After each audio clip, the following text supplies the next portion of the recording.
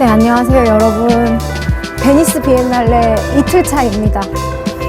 제가 어제는 너무 열심히는 못 보고 이제 도착하자마자 일도 좀 해야 되고 시차 적응도 해야 되고, 그래서 어제는 한 3-4시간 봤고요. 어제 오자마자 제일 먼저 이제 본 거는 당연히 한국관입니다. 왜 한국관을 먼저 갔냐?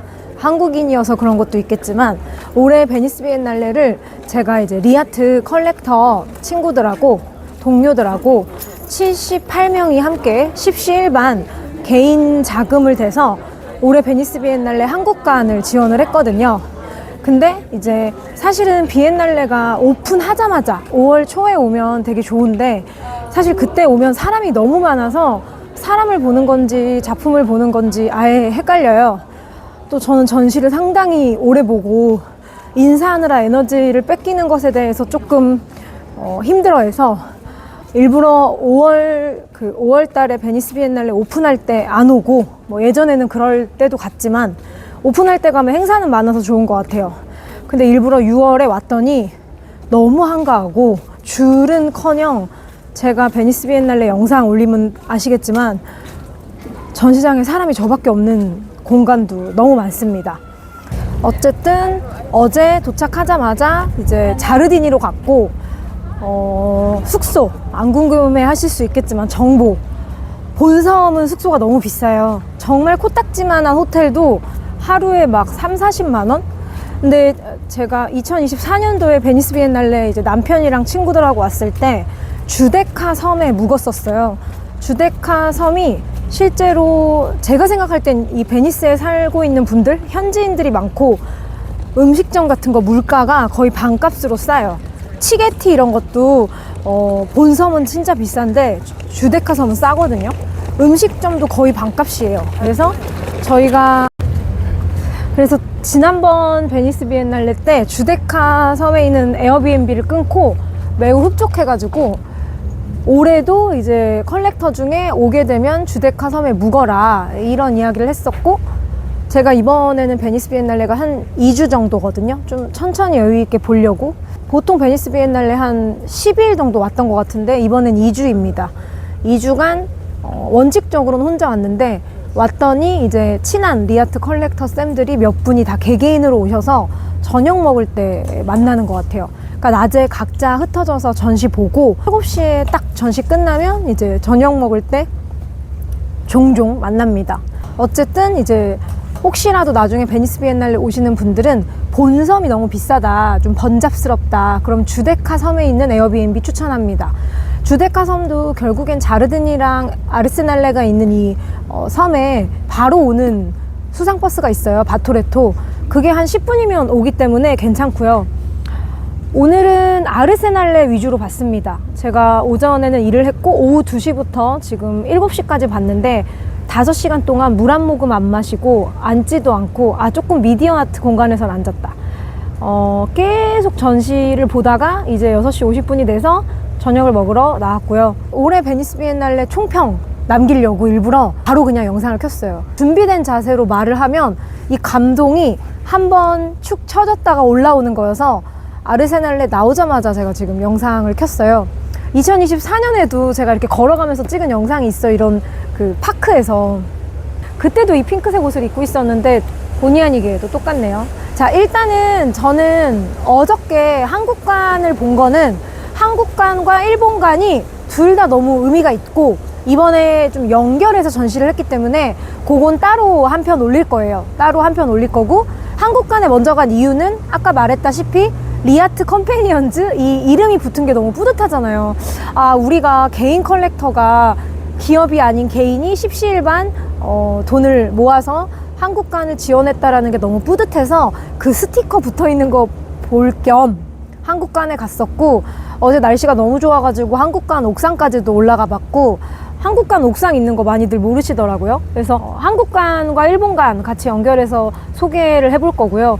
일단은 본전시에 대한 총평은 지금 나오자마자 제 생각은 첫 번째, 2024년, 2022년에 연속해서 베니스 비엔날레 제가 다 유튜브에 올렸고 2019년부터 올렸어요. 제가 2018년부터 유튜브를 시작했기 때문에 총 3번의 비엔날레를 다 올렸었고 이번이 4번째예요. 이 정도로 유튜브를 길게 했는데 일단은 올해 총 감독이 전시 준비 중에 세상을 떠나셔가지고 그런 점이 조금 안타깝지만 저는 개인적으로 2022년 세실리아 알레마니, 그 다음에 2026년 어디에나 이방인은 있다, 아드리아노 페드로사, 그러고 나서 이제 이번 비엔날레인데 3개 중에서는 가장 조금 전시 보기가 좋았던 것 같아요. 이유는 작품이 빽빽하지 않고 그 이전에는 막 300명, 200명 너무 많았어요. 근데 100명대거든요. 그러다 보니까 어떤 분들은 작가가 좀 없어 이러는데 원래 100명 정도 때가 항상 베니스 비엔날레는 전시 보기 좋았던 것 같아요.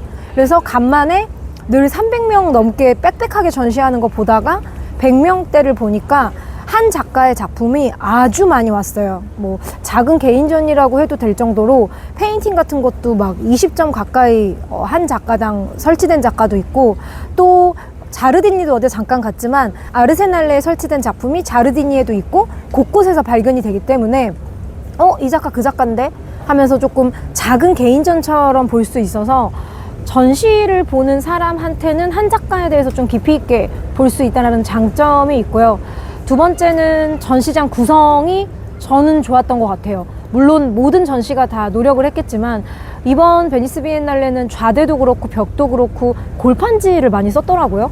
그것에 대해서 조금 조사를 해봐야겠는데 골판지를 많이 쓰다 보니까 자연스럽게 조금 편안한 느낌으로 봤고, 또 이 골판지가 계속 반복되다 보니까 여기가 이탈리아잖아요. 그래서 아르테 포베라 생각도 많이 났어요. 이 아르테 포베라가 이탈리아에서 생긴 현대미술 운동이고 또 버려진 재료 혹은 골판지나 판지 같은 그런 재료를 썼던 작가들이 많아서 이 아르테 포베라를 연상하게 하는 가벽이라던가 좌대 이런 것들이 좀 인상 깊었고, 전시장에 이제 전시랑 어울리는 시나 문학적인 구절이 남색 커튼처럼 해서 이렇게 곳곳에 내려와 있어서 약간 그런 것들이 에테라드난의 시가 들어간다거나 그런 것들이 중간중간 이렇게 서서 시도 감상하면서 작품도 감상하고 저는 좀 그렇게 봤습니다. 이번 본전시에 한국 작가가 많이 없어요.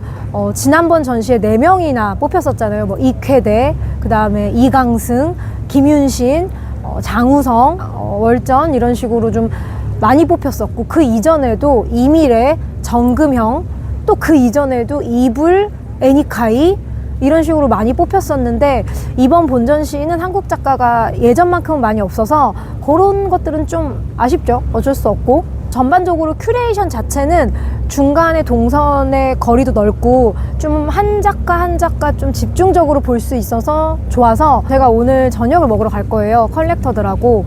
근데 이제 여기 지금 베니스에 2명의 여성 컬렉터가 오셨거든요. 저랑 친한 리아트 선생님이. 그래서 각자 뿔뿔이 흩어져서 전시를 봤기 때문에 이따 저녁 먹으면서 각자 좋았던 작가 이야기하자, 작품 이야기하자, 그렇게 약속을 했거든요. 그래서 저도 좋았던 작가 이야기를 하는 걸 찍을 거고, 한두 명, 그 다음에 이따 만나는 분들도 찍어서 컨텐츠에 좀 연결을 해보겠습니다. 그리고 또 제가 카메라를 좋은 걸 갖고 왔는데 처음부터 아르세날레 들어가면서부터 한 중간까지 한 15분 정도 동선이 나오더라고요. 아주 자세히 보지 않고 훑어보는 영상을 음악이랑 같이 작가 이름만 넣어서 올려볼까 해요. 많은 분들이 너무 제 설명에 치우치지 않고 그냥 저랑 똑같은 시선으로 160cm의 성인 여성이 전시를 보는 느낌으로 한번 공간을 보면 어떨까? 그거는 그냥 좀 아카이브식으로 만들어 놓을까 합니다. 그러면 저는 저녁을 먹으러 가서 집 앞 식당에서 오늘 본 전시 중에 컬렉터들이 어떤 작품이 인상 깊었는지를 이야기하는 이야기를 해보도록 하겠습니다. 이제 배를 타러 가겠습니다. 이거를 진짜 체육형식이 맞아. 똑똑한 것 같아. 이 자리가 더 높아. 자, 가까? 지금 베니스 비엔날레 며칠 차예요? 아니 이거 시즌 다시 가기 힘든데?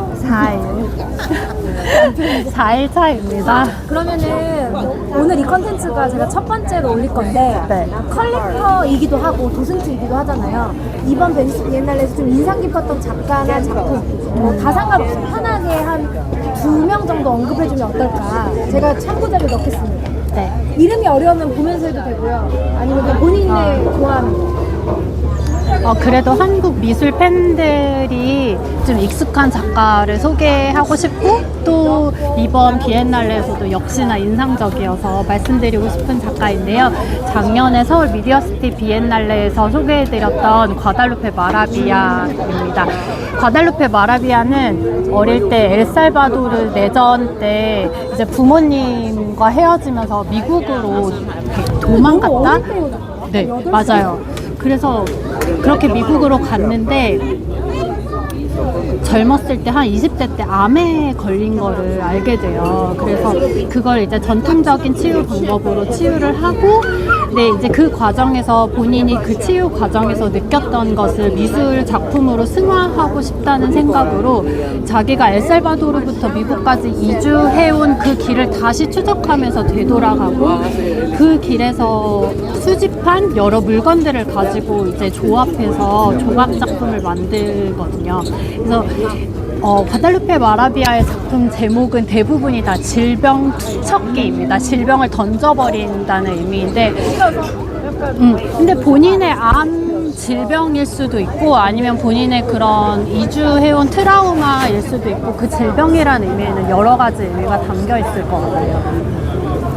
그래서 그 안에는 여러 가지 물건들을 조합해서 만드는데 특히 이번 비엔날레에서는 과달루페 마라비아가 어렸을 때 엘살바도르에서 그 뭔가 이렇게 휴양지에서 앉는 의자 형태로 맞아요. 그 형태가 자기는 몸을 감싸고 너무 보호해주는 느낌이어서 너무 좋았었대요. 그래서 그 의자 형태를 가지고 이제 거기다가 질병 투척기 작품을 여러 가지 조합해서 만들었고 그리고 이 작가는 이 작품을 통해서 보는 사람들이 작품을 보고도 치유받기를 원하지만 오프닝 때는 처음에는 설치할 때는 사운드 의식을 해요. 그래서 대부분 진 같은 것이 가운데 진이 있더라고요. 그래서 그 사운드 의식을 하면서 또 그것을 통해서 많은 사람들이 치유되기를 바라는 그래서 이번 베니스 비엔날레의 주제가 처음에 약간 재단, 슈린의 의미도 있잖아요. 그래서 그런 의미도 있고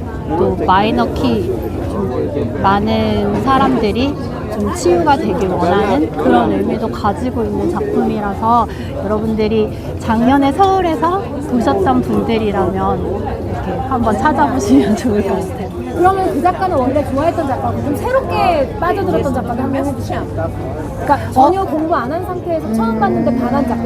나는 오히려 그런 작가. 작가 말고 국가관으로 할래요. 어디? 룩셈부르크. 아 룩셈부르크? 너무 좋았어. 나 아직 안 봤어. 자, 너무 더러웠어. 일단 저는 나 아직 안 봤어. 이게 자르닌이 있나?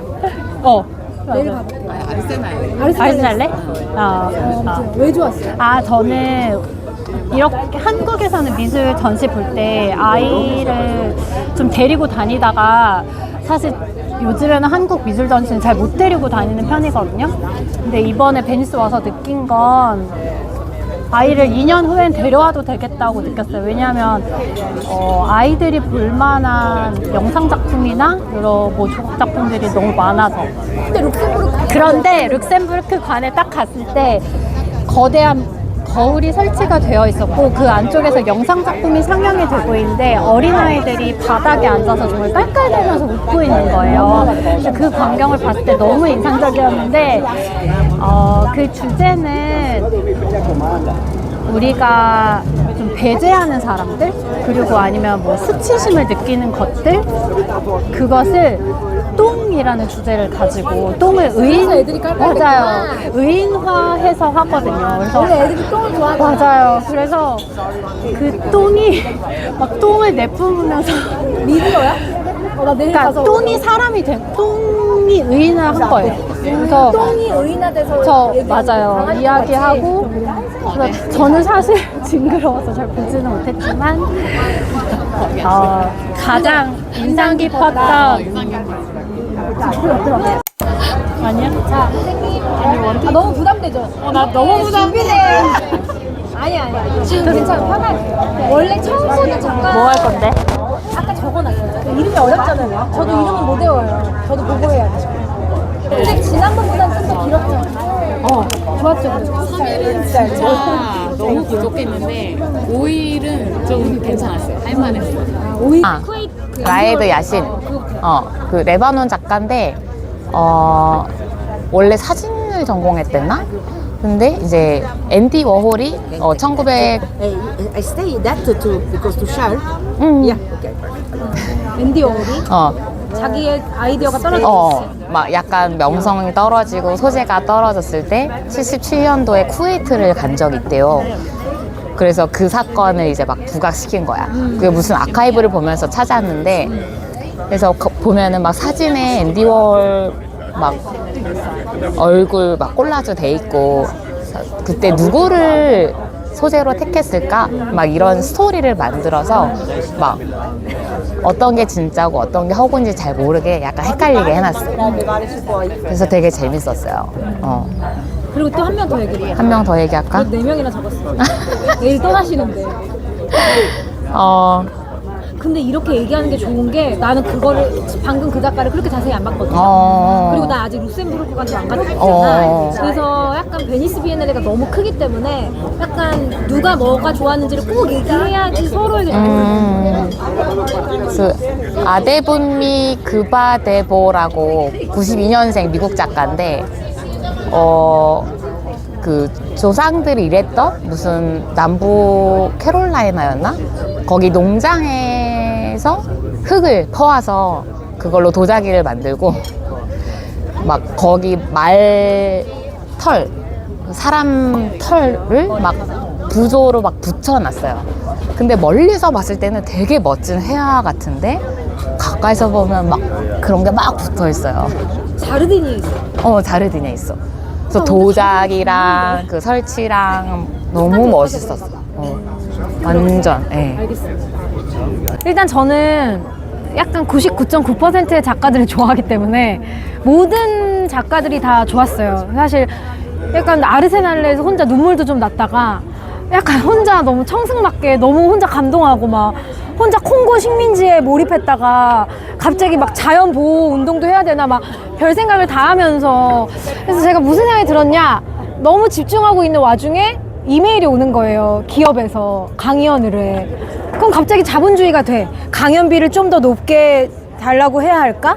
막 약간 이런 월세가 나갔네? 삼성증권 주식 올랐나? 이런 걸 보다가 갑자기 또 뭔가 뭐 쿠웨이트나 이런 어떠한 그 이슈에 또 집중해. 그래서 좀 힘들었어요, 마음이. 근데도 콩고의 노동자들이 제대로 된 금을 다 채굴하지 못하면 손이 잘렸대요. 절단이 됐대요. 그거를 영상으로 만든 작가가 있었어요. 그걸 보면서 되게 마음이 안타까워하는 순간에도 이메일이 오고 막 강연 이메일이 오고, 그래서 자본주의 같이 됐다가 다시 또 식민주의에 대해 생각했다가 너무 힘들다 이 마음이. 근데 그런데도 불구하고 내가 베니스 비엔날레 왜 올까? 2년마다 저도 보니까 8번 9번 왔거든요. 근데 어렸을 때는 놀러 왔지. 사진 찍고 막. 근데 요즘은 매번 오는데 배우러 오거든요. 배우러. 내가 뭘 몰랐지? 그리고 뭘 몰랐는 거에 대해서 그렇다고 100% 작품 본다고 다 아는 것도 아닌데, 제가 무슨 생각을 했냐면 여러 가지 문제에 있어서 날이 서 있게 된다. 여기서는 막 무디다가 날이 서 있어. 막 그랬다고? 말도 안 돼. 막 분노해. 다음날 까먹어. 나는 아무것도 그들에게 도움이 되지 못하는 사람 같아. 되게 무기력해져. 근데도 이걸 아는 것도 저는 힘이라고 생각해서, 그랬는데도 불구하고 진짜 좋았던 거는 식물에 관련된 2 작품. 아까 선생님이 이번 베니스 비엔날레 왜 이렇게 식물이 많아 이랬는데, 저는 동물보다 식물이 좀 더 목소리가 높지 않다고 생각했던 것 같아요. 약간 반려견, 반려묘를 돕는 그런 어떠한 모임도 있고, 근데 식물의 연대들이 많이 없지 않나?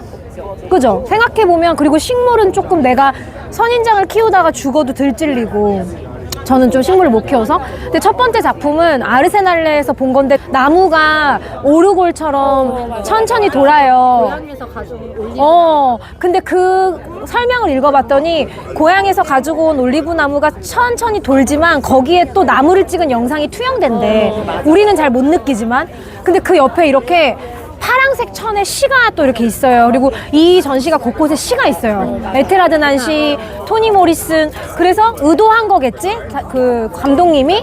근데 너무 당산나무 같은 오래된 아이가 혼자 돌면서 음악과 함께 우리를 비춰주고 있는데 전시장에서 너무 힐링됐어요. 사실은 그걸 한없이 보는 것만으로도 무슨 설명이 필요한가. 그 진짜 좋았죠. 되게 시적이었고 그림자 너무 예쁘죠. 소름 돋으려 그래. 그래서 그 작품 보면서 아 진짜 바빠도 베니스에 오길 잘했다. 약간 자꾸 현실에서는 내가 미술을 좋아하는 행위가 어떠한 의미가 있을까? 나는 미술계 일을 하면서도 이런데 쌤들은 미술계 일을 100% 안 하지만 얼마나 가끔은 이 모든 게 뜬구름 같을까? 그렇지 않아? 근데 약간 베니스는 차원이 다른 걸 하는 것 같아요. 그래서 그것 때문에 미술이 삶에 뭐가 중요하지라는 생각을 나조차도 하는 순간에 베니스에 오면 중요하지. 이 나무 봐. 저절로 돌면서 소리를 내잖아? 혼자 되게 감동하고 두 번째는 거기서 한 5시간 있었어요. 식물을 이렇게 쫙 깔아놨어. 근데 무엇인가를 나열하는 행위는 토니 크랙도 했고 뭐 작가들이 많이 하잖아요. 이강승 작가도 하고. 근데 이분이 실제로 식민 지배를 받았던 땅에서 식물을 키우다 보니까 식물을 재배하는 과정에서도 식민주의를 느꼈던 작가인 거예요. 그러면서 또 환경 파괴나 이런 걸로 인해 이미 멸종된 새를 그 가운데 식탁 위에 올려놨어. 마치 우리가 잡아먹은 것처럼. 그쵸, 포식처럼. 근데 그 나열이 너무 아름답고 푸른색 배경에 그 죽은 식물들을 쫙 깔아놨는데 근데 사실 작품도 아름다웠지만 그 앞에 할아버지 할머니 연인이 앉아서 미술을 잘 모르지만 그 앞에 앉아서 막 서로 쏙닥이는데 그 장면을 제가 찍은 게 있어요. 근데 당연히 다 좋은 작가니까 뽑혔겠지, 베니스에. 이 얼마나 유명하겠어? 근데 공간 안에서 미술을 안 좋아하는 사람도 앉아서 얘기하고 재밌게 보고 호기심을 가질 수 있는 그 설치력. 그러니까 작품이 아니라 설치력. 그게 너무 멋있었어요. 그래서 일본관이 좋았던 것 같아요. 일본관? 갑자기 일본 얘기하는 거야. 그래서 맞아요. 미술을 전혀 모르는 사람도 베니스에 오면 설치력에 감동을 받아서 일단 오늘은 그 두 작가? 앞으로 뭐 좋아할 작가가 너무 많겠지만 근데 왜 안 질리는 걸까? 베니스는. 그죠? 매번 다르니까. 너무 좋았어요. 그래서 근데 약간 그런 거 있잖아요. 민음사 편집자가 했던 말인데 적당히 알고 다 좋아하고 자세히 알고 싫어하자고 했듯이 약간 베니스도 어떤 느낌이냐면 자꾸 비판하려고 보기보다는 막 우리 여기 아르헨티나 독재 작품 있잖아. 옆에 우리 숙소 바로 옆에.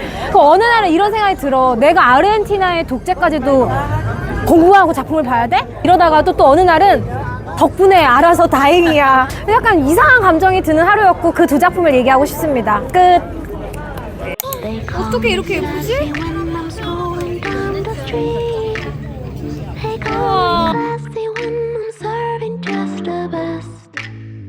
I can be deadly when I find somebody lovely. And now I'm ready like a kitty in a dress.